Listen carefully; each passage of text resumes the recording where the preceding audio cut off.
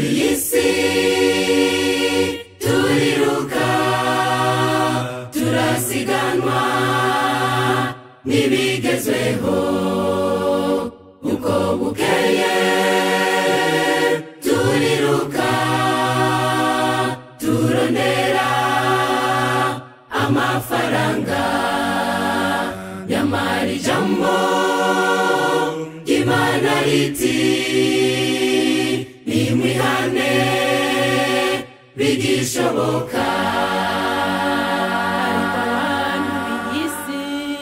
birengagije yuko iyi si yacu igiye gushira nk'urukwimuziko ubabwiye ubutumwa barakubwira bati ibyo uvuga twarabyumvise urindiriye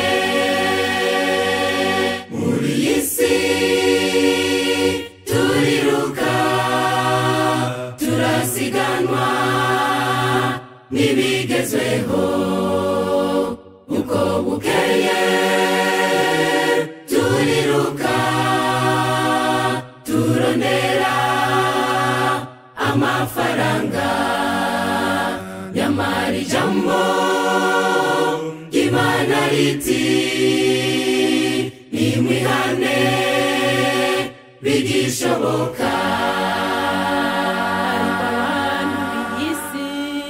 birengagije yuko iyi si yacu igiye gushira nk'urukwimuziko ubabwiye ubutumwa barakubwira bati ibyo uvuga twarabyumvise urindiriye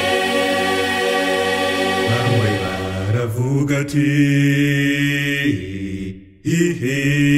reka mbanze ndangiza amashure nzoba ndihana abandi baravuga ati reka mbanze ngura imodoka nzobona gusenga abandi bakavuga ati reka mbanze ndonka akazi nzobona kwihana nyamara bibagiwe ko isi yacu igiye gushira kandi bibagiwe ko iby'isi ataco bimaze barashe imitima yabo mu by'isi y'akaga Yesu arahamagara uwumva ijwi ryiwe yitabe aze nawe aramwakira mu ruhongore aze nawe aramwakira mu ruhongore nimwibuke abo mu gihe cyo kwa Nowa ko baburiwe kandi mwibuke nabo mu gihe cyo kwa Loti nabo barabwiwe inkuru y'Imana yaniyasiba imyaka 100 n'indi myinshi ariko abantu bo mwico gihe bari nangiye banga kumvira ijwi ry'Imana bararimbuka ariko no iki gihe bizomera ku bantu baze kumvira imburi ya nyuma y'ubu butumwa nimwibuke abo mu gihe cyo kwa Nowa ko baburiwe kandi mwibuke nabo mu gihe cyo kwa Loti nabo barabwiwe inkuru y'Imana yaniyasiba imyaka 100 n'indi myinshi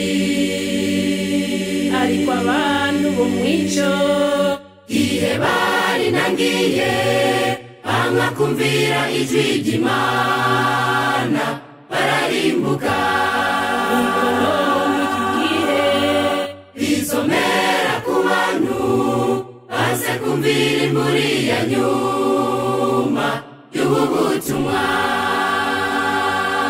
bamwe baravuga ati ihe reka mbanze ndangiza amashure nzoba ndihana.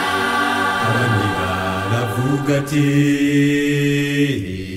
hehe reka mbanze ngura imodoka nzobona gusenga.